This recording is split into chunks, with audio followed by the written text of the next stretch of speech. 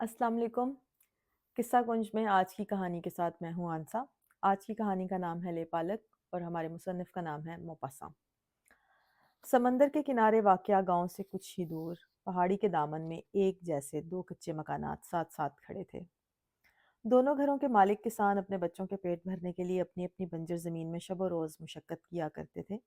दोनों घरानों में 4 बच्चे थे और आठों बच्चे सुबह पू पटने से लेकर शाम ढले तक दोनों घरों के बीच मट्टी में खेला करते थे। बड़े बच्चों की उम्र 8 बरस थी और सबसे छोटे बच्चों की उम्र तकरीबन सवा साल।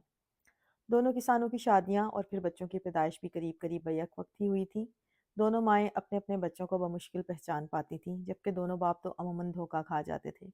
इनके दिमाग में 8 नाम चकराते रहते और वो हमेशा नाम गुडमट कर देते थे। किसी एक को बुलाने की खातिर 3-4 नाम पुकारने के बाद ही वो दुरुस्त नाम पुकार पाते। रोलपोक की जानिब से आते हुए पहला घर तुवाश का था, जिसकी एक बेटी और 3 बेटे थे। दूसरे घर में वालिंग का खानदान बसता था, जो 3 बेटियों और एक बेटे पर मुश्तमिल था। ये दोनों खानदान सिर्फ यखनी आलू और ताज़ा हवा पर जिंदा थे। सुबह 7 बजे, 12 बजे, दोपहर और फिर शाम 6 बजे दोनों घर वालियाँ अपने अपने बच्चों को खाने के लिए यूं ही इकट्ठा करती, जैसे चरवाहा अपने रेवड़ को इकट्ठा करता है।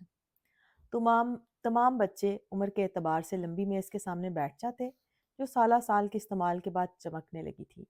सबसे छोटे बच्चे का चेहरा बमुश्किल मेज़ की सतह से ऊपर दिखाई देता था।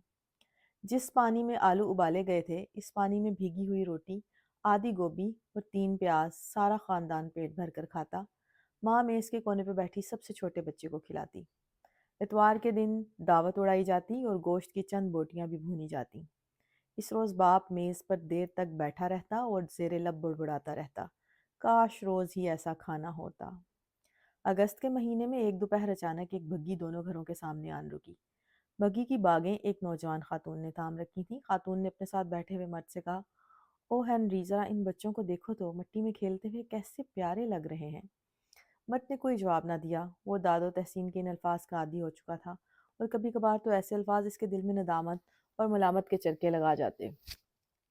औरत फिर बोली, मैं इनको प्यार किए बगैर नहीं रह सकती। हाय काश मेरा भी ऐसा ही एक बच्चा होता, बिल्कुल इस छोटे बच्चे जैसा। फिर यकायक वो कूद कर घोड़ा गाड़ी से नीचे उतरी और भागकर इन बच्चों के पास जा पहुंची। दोनों छोटे बच्चों में से एक को, जो त्वाश का बच्चा था, उठाकर इसके मैले कुचेले गालों, मट्टी से अटे हुए बालों और इनके नन्हे नन्हे और उसके नन्हे नन्हे हाथों को दीवाना वार चूमने लगी। दूसरी जानब बच्चा खुद को अनजान औरत की जानिब से इस नागहानी यलगार से बचाने के लिए हाथ पांव मारने लगा। फिर वो अपनी घोड़ा गाड़ी पर सवार हुई और सरपट बगाती हुई नजरों से ओझल हो गई। अगले हफ्ते वो फिर आई। आते ही बच्चों के साथ जमीन पर ही आलती पालती मारे बैठ गई और इसी बच्चे को अपनी बाहों में भर लिया और इसके मुंह में अनवार इकसाम की केक पेस्ट्रियां ठूंसने लगी। दूसरे बच्चों को भी मिठाइयां मिली और देर तक किसी कमसिन बच्ची की मानद मिट्टी में इसके साथ खेलती रही। और इस दौरान इसका शौहर खामोशी और तहम्मुल से घोड़ा गाड़ी में इसका इंतजार करता रहा। अगली मरतबा वो आई और बच्चे के वालिदैन से मिली। अब वो तकरीबन रोज़ाना ही आने लगी थी। हर रोज़ इसकी टोकरियां मिठाइयों और जेबें सिक्कों से भरी होती। इसका नाम मैदाम हनरी दोबियक था। फिर एक दिन वो आई और इसका शौहर भी इसके साथ नीचे उतरा और बच्चों को मिले बगैर दोनों किसान के घर में दाखिल हो गए। किसान और उसकी बीवी लकड़ियां चीरने में मसरूफ थे। मेहमानों को देखकर वो चौंक उठे, फौरन कुर्सियां खींचकर सामने रखीं, फिर मुतबाना और मतवक्का निगाहों से इन दोनों को देखने लगे। मदाम हन्नी दुबियग ने लड़खड़ाती और लरसती हुई आवाज़ में बोलना शुरू किया, मैं आज आपसे इसलिए मिलने आई हूँ कि मैं चाहती हूँ, मैं अपने साथ आपका छोटा बेटा लेकर जाना चाहती हूँ। किसान और इसकी बीवी दोनों बदहवासी के आलम में खामोशी से इसका चेहरा तकते रहे। मादाम दोबियग ने एक सांस भरी और बोली, हमारी कोई औलाद नहीं, मैं और मेरा शौहर हम बिल्कुल अकेले हैं। हम आपके बेटे को अपने साथ रखना चाहते हैं, क्या आपको ये मंजूर है? किसान की बीवी को बिलाखर बात समझ में आ गई। वो बोली, क्या आप हमारे नन्हे शार्लू को अपने साथ ले जाना चाहती हैं? नहीं, बिल्कुल नहीं। मिस्टर दुबेग ने मदाखलत की और धीमे लहजे में कहने लगे, मोहतरमा, मेरी बीवी शायद दुरुस्त तरीके से अपना मकसद बयान नहीं कर पाई। हम इसको गोद लेना चाहते हैं। वो आपको मिलने आता रहेगा। अगर वो बड़ा होकर शरीफ नौजवान बना, जिसका हमें पूरा यकीन है, तो हमारी जायदाद का कानूनी वारिस होगा। अगर बिलफर्ज इस दौरान हमारी कोई और औलाद हो गई, तो भी इसका पूरा कानूनी हक उसको मिलेगा। लेकिन अगर वो हमारी तवक्कात पे पूरा ना उतरा, तो सने बलोगत को पहुंचते ही इसके 20,000 फ्रांक मिल जाएंगे, جو ہم ابھی اس کے نام پر ایک وکیل کے ہاں جمع کروا دیں گے۔ ہمیں اپنی اولاد سے آپ کی جدائی کا بھی احساس ہے، اس لیے ہم آپ کو تاحیات 100 فرانک ماہانہ وظیفہ پیش کریں گے۔ کیا آپ میری بات سمجھ رہے ہیں؟ کسان کی بیوی غصے سے لال پیلی ہوتی اٹھ کھڑی ہوئی۔ کیا آپ چاہتے ہیں کہ ہم اپنے شارلو کو بیچ ڈالیں؟ ایک ماں سے آپ ایسی بات کر رہے ہیں؟ نہیں نہیں، کبھی نہیں، توبہ توبہ، کیسی گھناؤنی بات کی ہے۔ کسان جو معاملے پہ سنجیدگی سے غور کرتا رہا، منہ سے کچھ نہ بولا، لیکن اس بات میں سر ہلاتے ہوئے اپنی بیوی کے فیصلے کی تائید کرتا رہا۔ مادام دوبیگ نا امیدی کے عالم میں فرتے جذبات سے رونے لگی۔ اپنے شوہر کی جانب مڑتے ہوئے آنسوں سے بھرائی ہوئی آواز میں وہ کسی ایسے بچے کی مانند بولی جسے ہمیشہ اپنی ہر خواہش پوری ہونے کی عادت ہو، ہنری، یہ نہیں دیتے، یہ نہیں دیتے۔ اس کے شوہر نے ایک آخری کوشش کی۔ دیکھیں خاتون، میں آپ سے درخواست کرتا ہوں کہ ذرا اس بچے کی مستقبل کے بارے میں بھی تو سوچیں۔ کسان کی بیوی نے فوراً اس کی بات کاٹی۔ بس ہم نے سوچ لیا ہے اور ہم نے سمجھ لیا ہے، اب آپ یہاں سے چلے جائیں اور دوبارہ یہاں آنے کی کوئی ضرورت نہیں۔ کسی کا بچہ یوں ہی لے جائیں گے آپ؟ باہر آتے ہوئے مادام دوبیگ نے دماغ میں اچانک ایک کوندا سا لپکا۔ اس نے ایک ہی عمر کے 2 بچے دیکھے تھے۔ انہوں نے آنسو پونچھتے ہوئے ایک ضدی بچے کی ڈٹائی سے پوچھا، لیکن وہ دوسرا بچہ تو آپ کا نہیں ہے؟ تو آش بولا، نہیں، وہ ہمسایوں کا بچہ ہے، آپ چاہیں تو ان سے پوچھ سکتی ہیں۔ یہ کہہ کے وہ واپس اپنے گھر میں چلا گیا، اور جہاں اس کی بیوی کے چلانے کی آواز بس دستور آ رہی تھی۔ والن اپنے بیوی کے ساتھ کھانے کی میز پہ بیٹھا کھانا کھا رہا تھا۔ وہ دونوں روٹی کے ٹکڑوں پر انتہائی کنجوسی سے مکھن لگا کر کھا رہے تھے۔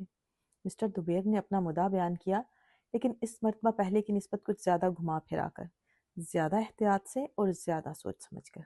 دونوں میاں بیوی پہلے تو انکار میں سر ہلانے لگے، لیکن جب انہیں بتایا گیا کہ 100 فرانک ماہانہ وظیفہ ادا کیا جائے گا، انہوں نے مضطربانہ انداز میں آنکھوں ہی آنکھوں میں ایک دوسرے سے اشارے بازی کرنا شروع کیا۔ دیر تک وہ دونوں خاموش بیٹھے رہے۔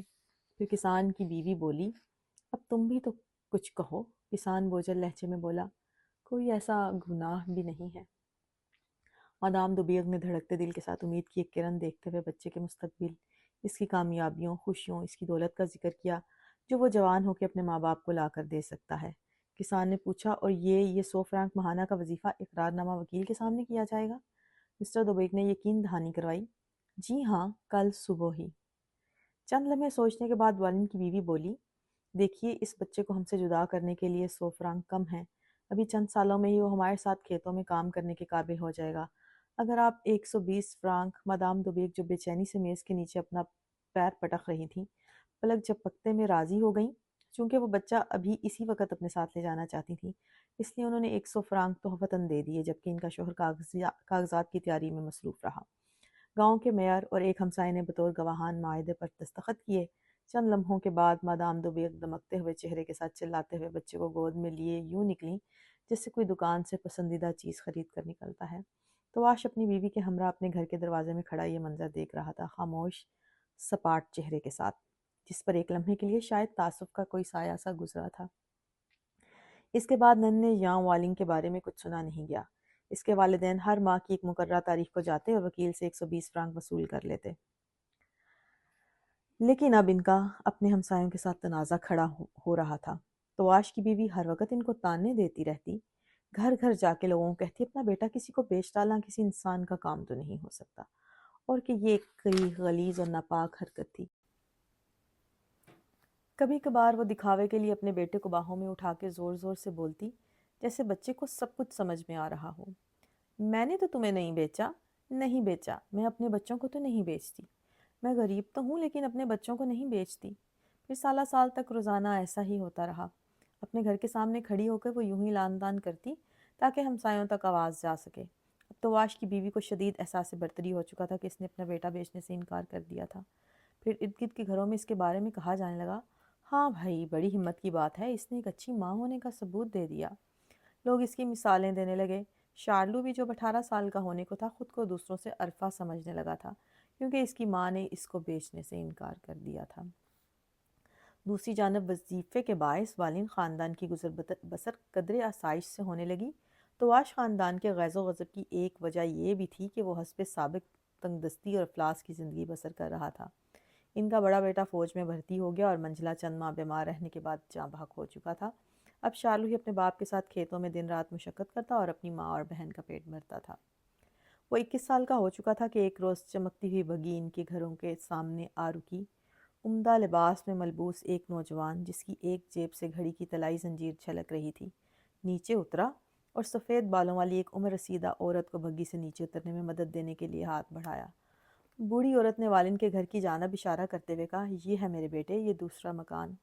नौजवान ने इस बेबाकी और एतमाद से वालिन के घर की दहलीज पार की, जैसे अपने घर में दाखिल हो रहा हो। बूढ़े किसान की बीवी कांपते हाथों से कपड़े धो रही थी और एक कोने में बूढ़ा किसान चूल्हे के सामने कुर्सी पर बैठा ऊँघ रहा था। दूसरे ने सर उठाया। नौजवान बोला, सलाम अब्बा, सलाम अम्मा। वो दोनों उठ खड़े हुए। बूढ़ी औरत के हाथ से साबुन छूट के गदले पानी के बर्तन में जा गिरा। वो हकलाते हुए बोली, क्या ये तुम हो मेरे बेटे? क्या ये तुम हो मेरे बेटे? नौजवान ने लपक कर अपनी बूढ़ी माँ को गले लगा लिया और मुतवातर यही अल्फाज दोहराता चला गया, सलाम अम्मा, सलाम अम्मा, जबकि इसका बूढ़ा बाप अपनी पुरानी पुरसकून और मुतमईन आवाज़ में बोला, लौट आए हो जहाँ बेटे, जैसे इसका बेटा चंद घंटे बाद ही घर लौटा हो। जब इनकी मुलाकात मुकम्मल हो चुकी तो बूढ़े वालिदैन फ़ौरन अपने बेटे को लोगों से मिलवाने निकल खड़े हुए। मेयर, नायब मेयर, पादरी, हेड मास्टर सभी से मुलाकात कराई गई। अपने घर की दहलीज पे खड़ा हुआ शार्लो ये सारा मंजर देख रहा था। अपने घर की दहलीज पे खड़ा हुआ शार्लू ये सारा मंजर देख रहा था। रात के खाने के दौरान वो अपने वालिदैन से बोला, आप दोनों भी कितने अहमक थे कि वालिन के बेटे को इन लोगों के साथ जाने दिया। इसकी माँ हर धर्मी से बोली, हम अपने बच्चों को बेचना नहीं चाहते थे। बाप खामोश बैठा रहा। बेटा फिर बोला, मेरी बदकिस्मती की इंतहा है कि सिर्फ आप दोनों की हमाकत और ज़िद की वजह से मुझे कुर्बानी का बकरा बनना पड़ा। बिलाखिर तो वाश गुस्से में फट ही पड़ा। क्या तुम इस बात पर नाराज़ हो कि हमने तुम्हें खुद से जुदा नहीं किया? बेटा भी जवाब में बोला, हाँ, मैं नाराज़ हूँ कि आप दोनों अहमक हैं। आप जैसे माँ बाप तो औलाद के लिए बदबख्ती का बायस होते हैं। आप तो इस काबिल हैं कि मैं आपको हमेशा हमेशा के लिए छोड़ जाऊँ। बेयकीनी के आलम में इसकी माँ की आंखों से आंसू छलक पड़े। हाथ में पकड़े हुए प्याले से यखनी के घूंट भरते भरते वो हिचकियाँ लेने लगी। यखनी के चंद घूंट मेज़ पर जा गिरे और एक हम है कि अपना पेट काट काट कर इनकी परवरिश करते रहे। नौजवान दृष्टि से बोला, मैं जिस हाल में हूँ इससे तो बेहतर था कि मैं मर ही जाता। मैंने जब इसको देखा तो मेरा खून खोल उठा। मैंने सोचा मैं भी तो इसकी जगह पर हो सकता था। फिर वो उठ खड़ा हुआ, बस अब मैं मज़ीद यहाँ नहीं रह सकता।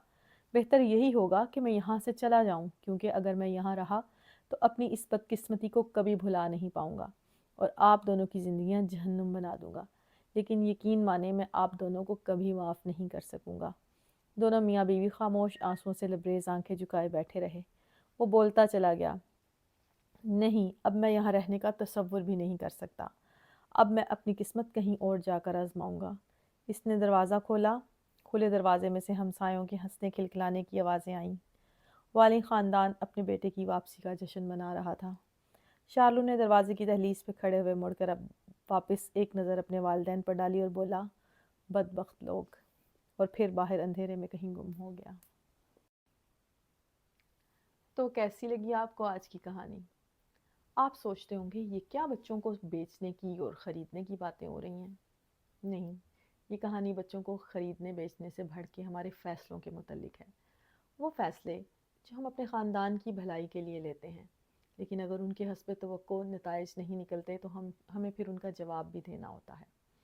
हर फ़ैसला या कोई भी फ़ैसला मुकम्मल तौर पे दुरुस्त या मुकम्मल तौर पे गलत नहीं होता, लेकिन किसी फ़ैसले को परखने के लिए उन हालात व वाक़यात को परखना भी ज़रूरी है जिनके अंदर ये फ़ैसले लिए गए।